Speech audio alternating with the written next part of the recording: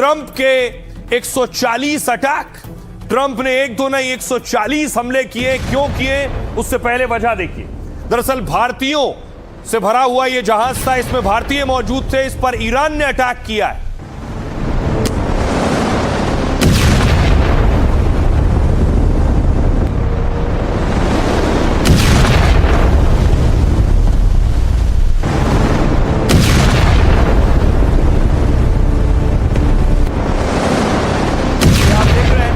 दावा यह है कि साइप्रस का जहाज था, साइप्रस के जहाज में भारतीय क्रू था, भारतीय सवार थे। उस जहाज को ईरान ने टारगेट किया है। एक भारतीय लापता बताया जा रहा है। आपको बताऊं कि आखिर कहां पर, किस जगह पर वो भारतीय जिस जहाज पर सवार थे, वो दरअसल सोहार बंदरगाह, ओमान का सोहार बंदरगाह से जहाज जा रहा था। इसे जेबेल अली पोर्ट पहुंचना था, लेकिन बीच में देखिए हॉर्मूज में, ये मुसंदम प्रांत है ओमान का, यहां पर इस पर अटैक हुआ है और इसमें 11 भारतीय जो इन्हें बचा लिया गया, एक भारतीय लापता बताया जा रहा है। देखिए यहां से चला था सोहार बंदरगाह से, मुसंदम प्रांत पर अटैक हुआ है और जेबेल अली पोर्ट पहुंचना था इसे। लेकिन सोचिए, भारतीय जिस जहाज पर सवार थे उस पर अटैक हुआ। इसके बाद ट्रंप ने, अमेरिका ने 140 ठिकानों पर ईरान के हमला कर दिया। यह अमेरिकी हमले की तस्वीर है। अमेरिका ने अपना F-35C उतार दिया।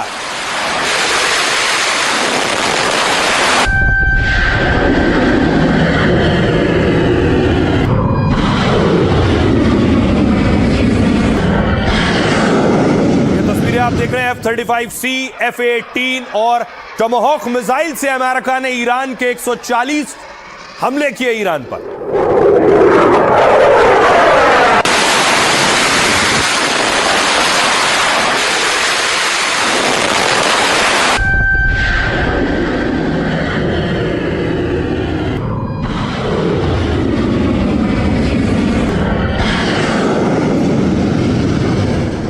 और ये अटैक अमेरिका ने किए हैं और अटैक सटीक निशाने पर ईरान में टारगेट हिट हुए। ये देख रहे हैं, ये अमेरिका ने तस्वीरें जारी की।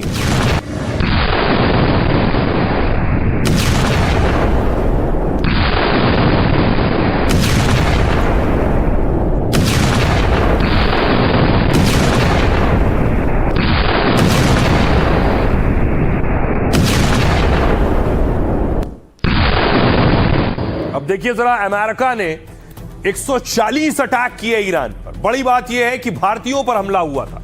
ये ईरान का नक्शा, ईरान के किन किन शहरों में, बुशहर में, जास्क में, चाबहार में, असालुयेह में और बंदरे देयर में, ये 5 वो बड़े ठिकाने जिन पर अमेरिका ने 140 अटैक किए।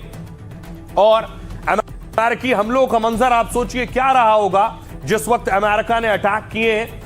लगातार मिसाइलें दागी गई हैं और अत्याधुनिक खास मिसाइलों से ये हमले किए गए। कुछ इस तरह से एआई वीडियो है अमेरिका ने जो अटैक किए हैं ईरान के ऊपर।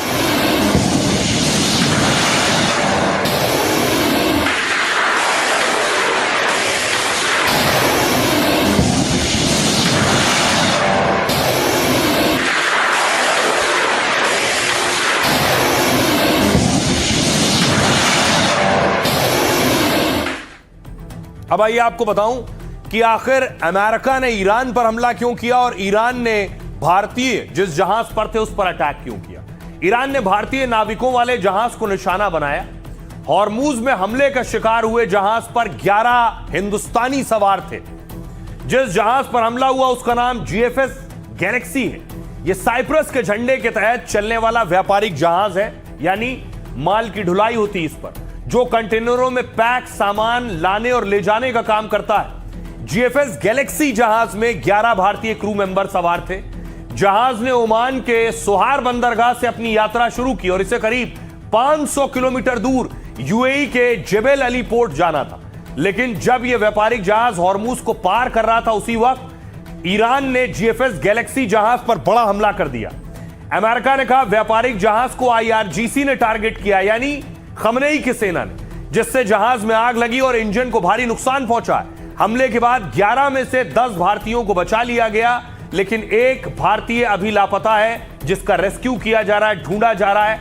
हमले के बाद भारतीय विदेश मंत्रालय ने बयान जारी कर कहा है, हम ओमान सरकार संग सर्च ऑपरेशन पर नजर रखे हुए हैं। भारत ने कहा हॉर्मूज में नागरिक जहाजों पर हमले रोके जाएं, तनाव कम करने और शांति बहाल करने की अपील की गई।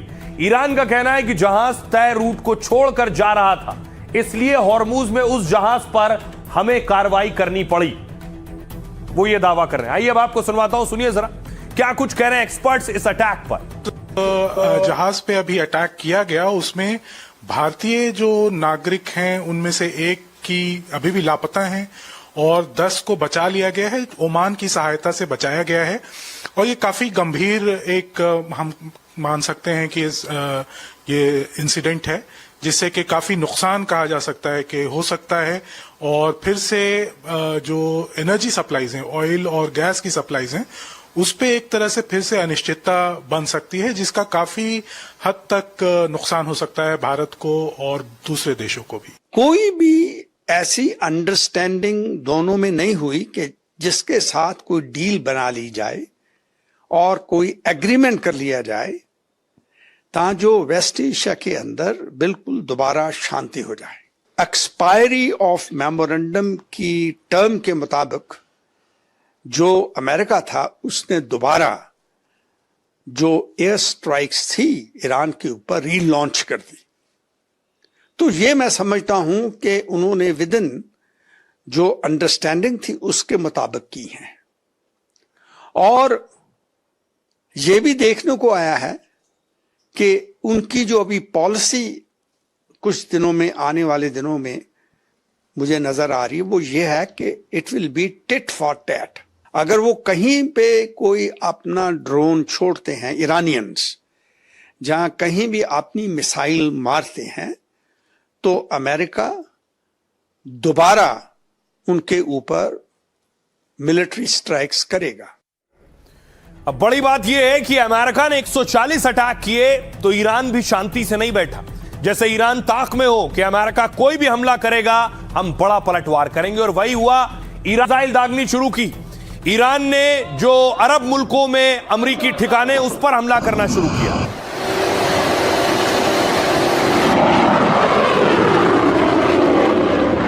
या अल्लाह, या अल्लाह, माशाअल्लाह, माशाअल्लाह।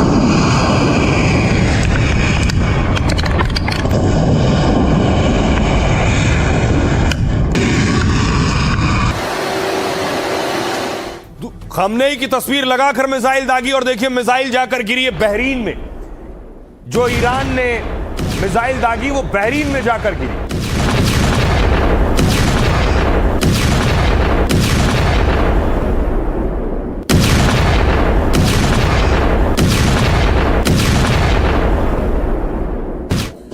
न सिर्फ मिसाइल, ईरान ने अपने ड्रोन दागने शुरू किए। ये आप देख रहे हैं, रात के अंधेरे में ही ईरान ने अपने खास ड्रोन, ईरान की खासियत उसके खतरनाक ड्रोन है।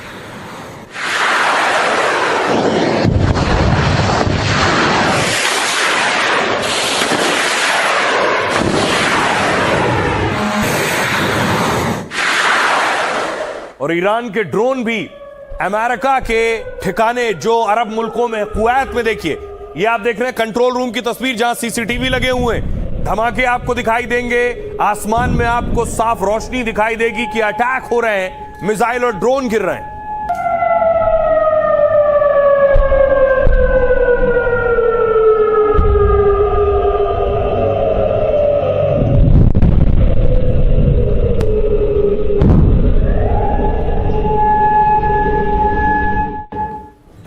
तो न सिर्फ बहरीन, कुवैत, बल्कि 5 अरब देशों को टारगेट किया है और खतरनाक मिसाइल, फतेह मिसाइल का भी इस्तेमाल किया है, खुर्रम शहर का भी इस्तेमाल किया है। ये बैलिस्टिक मिसाइल आप देख रहे हैं जो दागी है ईरान ने।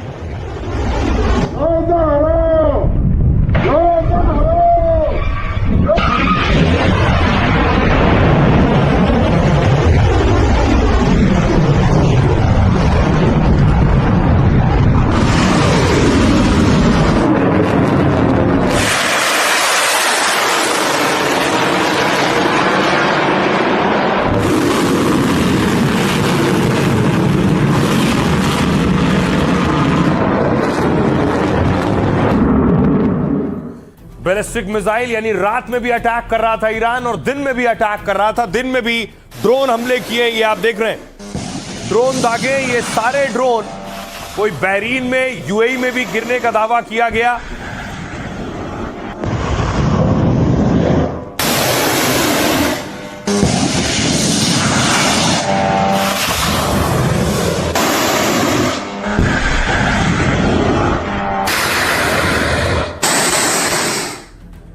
ईरान मानिए जैसा लग रहा है कि पहले से तैयारी करके बैठा था। इस अटैक के बाद जॉर्डन पर अटैक हुआ। आईआरजीसी ने प्रिंस हसन एयरबेस पर हमले का दावा किया। ईरान ने रविवार तड़के यहां 3 बैलिस्टिक मिसाइलें दागी हैं। ईरान ने कहा इससे एयरबेस का कमांड एंड कंट्रोल सेंटर और MQ-9 ड्रोन रखने वाले हैंगर्स तबाह कर दिए गए। जॉर्डन की सरकारी समाचार एजेंसी पेट्रा के मुताबिक ईरान की तीनों मिसाइलें अलग अलग जगह गिरी हैं। इससे कोई मौत नहीं हुई है, केवल मामूली संपत्ति का नुकसान हुआ है। ईरान ने बहरीन को निशाना बनाया। ईरान ने अमेरिकी सैन्य ठिकानों को निशाना बनाया। यहां ईरान ने दावा किया कि उसने ड्रोन और मिसाइलें दागी हैं बहरीन में। दावे के मुताबिक अमेरिकी सैन्य संचार केंद्र टारगेट पर थे। बहरीन में अमेरिकी सैन्य अड्डे से धुआं उठता भी दिखाई दिया है। ईरान का तीसरा टारगेट ओमान। ईरान के हमलों की चपेट में ओमान भी आया। आईआरजीसी ने दावा किया कि उसने दुक्कम बंदरगाह पर अमेरिकी विमान वाहक पोतों के लॉजिस्टिक सपोर्ट सेंटर और ईंधन आपूर्ति ठिकानों पर बड़ा हमला किया है। ओमानी सरकार ने कहा कि मुसंदम में ड्रोन हमले हुए हैं और इसकी निंदा कर सुरक्षा के जरूरी कदम उठाने का दावा किया है। यूएई, ईरान ने दावा किया कि उसने मिसाइलें दागी हैं यूएई पर। हालांकि यूएई प्रशासन ने किसी भी हमले की पुष्टि नहीं की है। रक्षा मंत्रालय ने कहा हमारी सीमा में कोई मिसाइल नहीं आई। जिन मिसाइलों का पता चला वो देश की सीमा के बाहर थी। मंत्रालय ने दावा किया कि हमारा डिफेंस सिस्टम पूरी तरह से एक्टिव है। कुवैत भी निशाने पर था। यहां ईरान ने अमेरिकी रडार साइट को निशाना बनाया है। पैट्रियट एयर डिफेंस सिस्टम पर भी हमले की खबर है। हालांकि अमेरिका ने किसी नुकसान की पुष्टि नहीं की है। अगला टारगेट कतर था। जंग के बाद ट्रंप की रेटिंग में 12% कमी आई है। मतलब अमेरिका में ट्रंप की लोकप्रियता भी घटी है। आइए अब आपको सुनवाता हूं, सुनिए जरा क्या कुछ कह रहे हैं ईरानी सेना और एक्सपर्ट्स। ईरान अब अपने अमेरिकी और इजरायली शत्रु संयुक्त अरब अमीरात, सऊदी अरब, कुवैत, बहरीन, जॉर्डन, कतर और उनके सभी सहयोगियों के बुनियादी ढांचे को निशाना बनाएगा। ये हमले विनाशकारी होंगे और अमेरिका और उसके सहयोगियों को आने वाले कई वर्षों तक इस क्षेत्र में तेल और गैस की आपूर्ति से वंचित कर देंगे। आपको चेतावनी दी जा चुकी है, अब कोई बहाना नहीं चलेगा। अमेरिकी सेंट्रल कमांड यानी कि सेंटकॉम ने ईरान पर फिर एक राउंड ऑफ स्ट्राइक किया और हम इस बात को समझेंगे जो ये एक युद्ध विराम का MOU था जो अमेरिका और ईरान के बीच में साइन हुआ था, इसको शिप्स पर अटैक करके स्ट्रेट ऑफ हॉर्मुज में ईरान ने ही तोड़ा है। ईरान को इस MOU से बहुत फायदा हो रहा था। उसको 300 बिलियन USD की एड का वादा अमेरिका ने कर दिया था, घोषणा कर दी थी इस MOU के माध्यम से।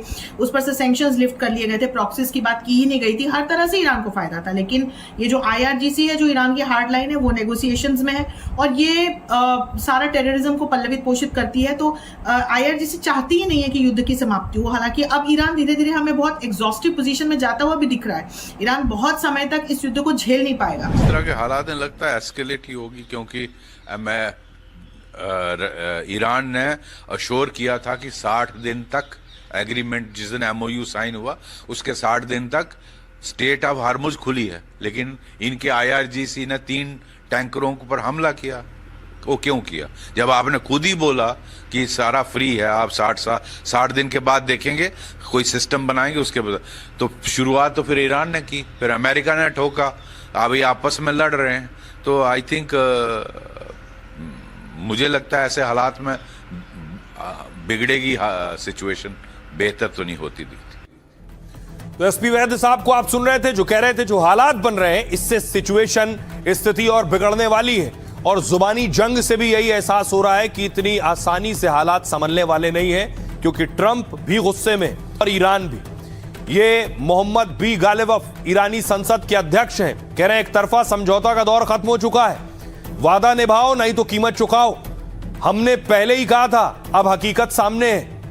पीट हेग्सेथ, अमेरिकी रक्षा मंत्री, ईरान ने बहुत ही गलत फैसला लिया है वो कह रहे हैं, अब उसे इसकी बड़ी कीमत चुकानी पड़ेगी। मोहसिन रजाई सुप्रीम लीडर के सलाहकार हैं, वो कह रहे हैं हॉर्मूज ईरान के लिए एक हथियार है, ये रणनीतिक रोकथाम का हथियार है। देश अपनी रक्षा ताकत के दम पर लड़ेगा, अपने हितों और सुरक्षा की रक्षा करेगा।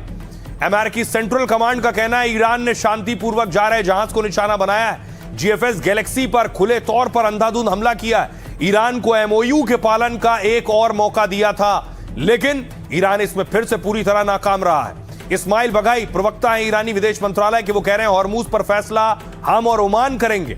भविष्य के फैसले हमारी सलाह से होने चाहिए। सभी व्यवस्थाएं अंतर्राष्ट्रीय कानून के मुताबिक हो। ईरान अमेरिकी एमओयू के तहत फैसले होने चाहिए।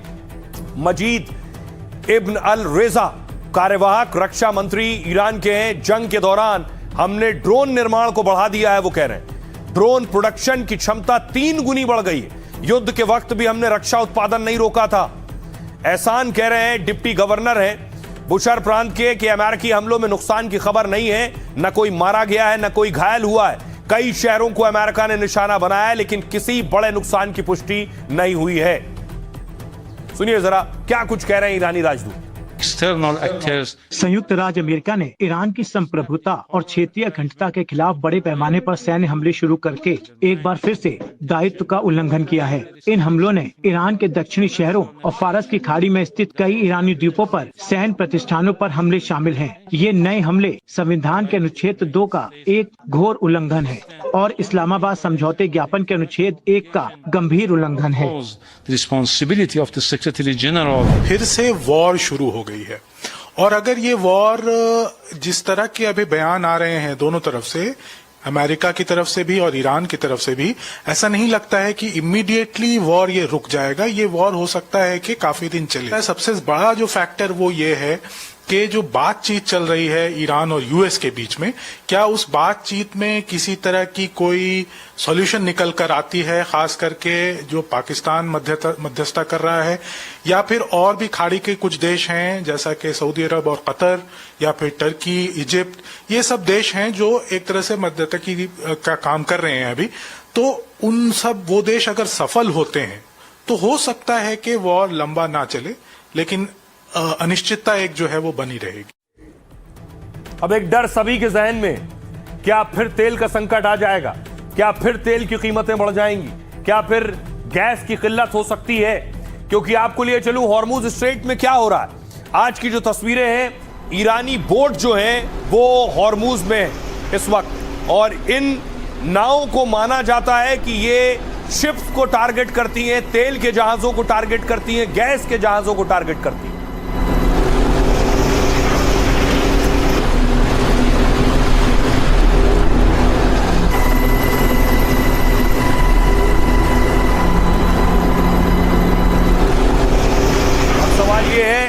क्या जंग भड़की तो फिर तेल की किल्लत शुरू होगी?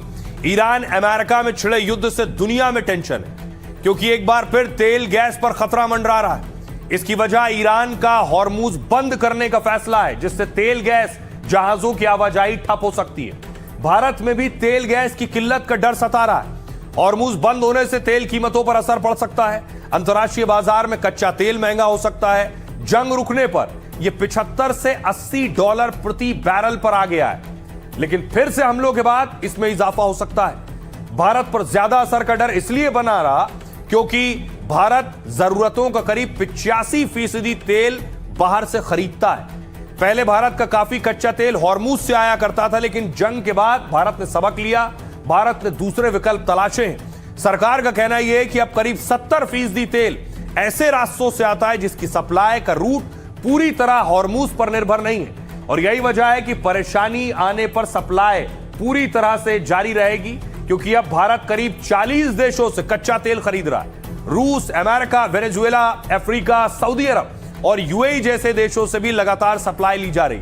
जून में भारत ने रूस से रिकॉर्ड मात्रा में कच्चा तेल खरीदा है। Centre for research on energy and clean air के मुताबिक भारत ने जून में रूस से 49,000 करोड़ का कच्चा तेल खरीदा है। रूस से आयात करीब 27 लाख बैरल प्रतिदिन तक पहुंच गया, जो कुल आयात का आधे से ज्यादा, यानी अब संकट नहीं आएगा, ऐसा माना जा रहा है। एक्सपर्ट्स ये कहते हैं। सुनिए जरा अर्थशास्त्री क्या कह रहे हैं। 2 महीने पहले जब ईरान युद्ध का युद्ध के असर से इंटरनेशनल ऑयल प्राइसेस $120 हो गई थी।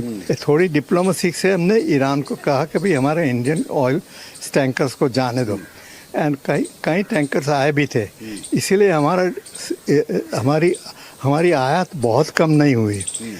और भी हमने आजकल आयात 40 डिफरेंट देशों में से कर रहे हैं, तो इसीलिए मेरा ख्याल से इसकी असर तो होनी ही है, और इसकी असर कंज्यूमर पर ये होगी कि उनकी कंज्यूमर प्राइसेस बढ़ने की संभावना मैं बहुत खूब ज़्यादा देख रहा हूँ।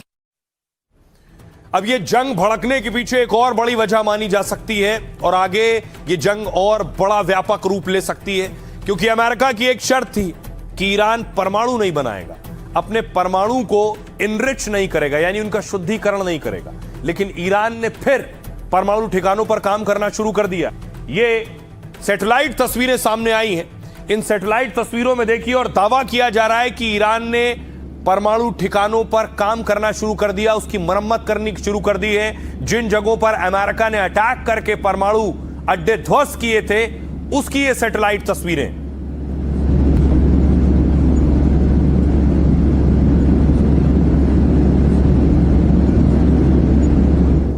अब देखिए दावा क्या है कि आखिर ईरान क्या कर रहा है, एटमी प्लान क्या है ईरान का, यह आपको बताता हूं। अमेरिकी मीडिया CNN की रिपोर्ट में चौंकाने वाला खुलासा हुआ है। CNN ने ईरान के परमाणु प्लान पर यह खुलासा किया है। जून और जुलाई में ली गई कुछ सैटेलाइट तस्वीरें सामने आई। कई संवेदनशील ठिकानों पर गतिविधियां दिखाई दी। दावा है कि ईरान संदिग्ध परमाणु ठिकानों पर निर्माण कर रहा है। युद्ध में हुए हमलों में उसके ठिकाने क्षतिग्रस्त हो गए थे, लेकिन वहां नए सिरे से अब मरम्मत और निर्माण का काम हो रहा है। परमाणु ठिकानों को लेकर CNN की जांच के मुताबिक सबसे ज्यादा हलचल पारिचन सैन्य परिसर में नजर आई, जहां परमाणु हथियारों से जुड़े काम की आशंका पहले से थी। दावा यहां परमाणु हथियारों से जुड़े कार्यक्रम का सामान रखते थे। रिपोर्ट्स में पिक एक्स माउंटेन का भी जिक्र किया गया है, जिसे ईरान का संभावित अंडरग्राउंड परमाणु ठिकाना माना जाता है। तस्वीरों में वहां सुरंगों के कई जगह आवाजाही नजर आ रही है। इससे अटकलें लग रही कि ईरान अंडरग्राउंड यानी जमीन के नीचे ठिकाने तैयार कर रहा है, फिर से सक्रिय करने की कोशिश में जुटा हुआ।